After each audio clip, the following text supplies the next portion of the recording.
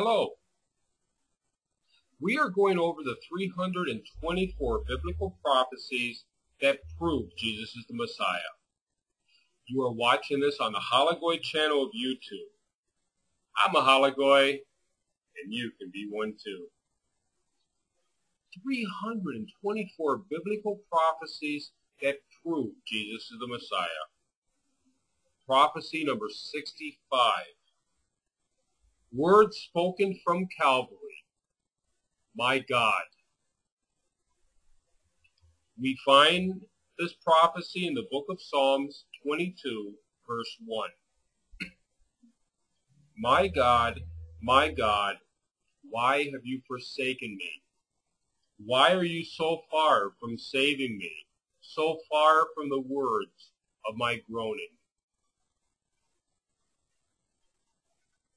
We find the fulfillment of this prophecy in the book of Mark, chapter 15, verse 34. And at the ninth hour, Jesus cried out in a loud voice, my God, why have you forsaken me? What does it mean? What is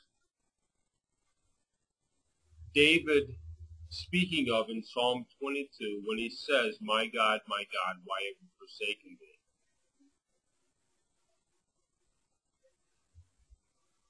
David is in a desperate situation. He's crying out to God. He says, God, I do not see your presence. I do not see you being involved in my difficult situation. I feel like I've been left alone. I feel like I've been forsaken.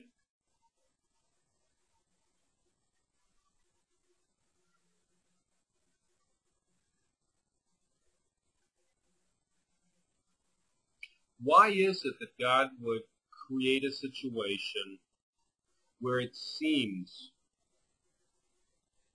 that he does not exist or he has forsaken a person? Is it possible that God could actually forsake a person, could actually step away from the person and just leave them alone and not care or not be involved? David is definitely crying out from this impression, from this feeling that he has. We know that God is in every situation. We know that God is in control of every situation. There is nothing that God does not have a handle on. God is not completely in control of.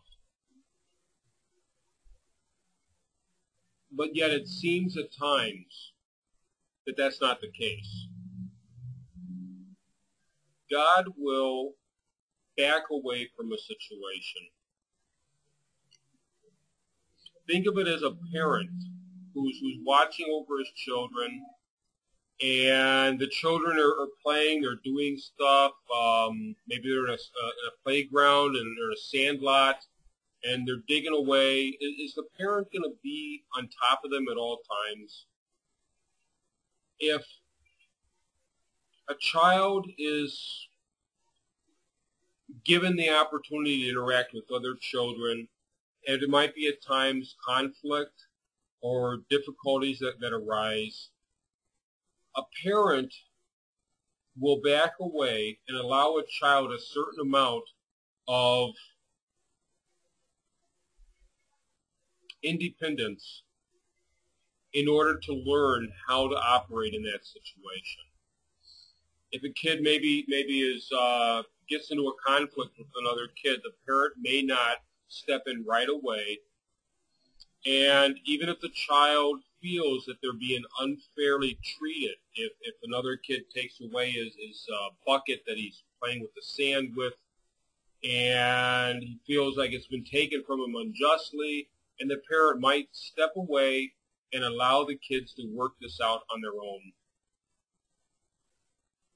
That is what parents do, and that's also what God does. God will step out of situations, no matter how difficult they are. He will allow us to develop. He will allow us to learn, and it will seem very, very difficult, the children that we are, to understand this at times. And it brings us to a point where we might cry out to God, my God, why have you forsaken me?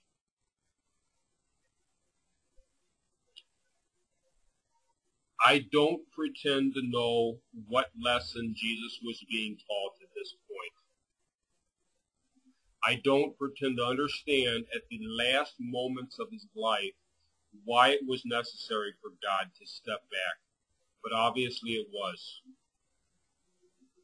Something was going on in the heart of Jesus that needed to be worked on, and Jesus crying out to God in this time was for his better, for his best.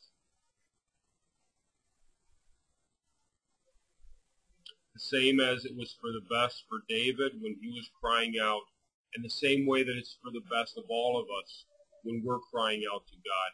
God, my situation is difficult. Why have you put me in this situation? It's not easy to understand at the time, but it's always for the good.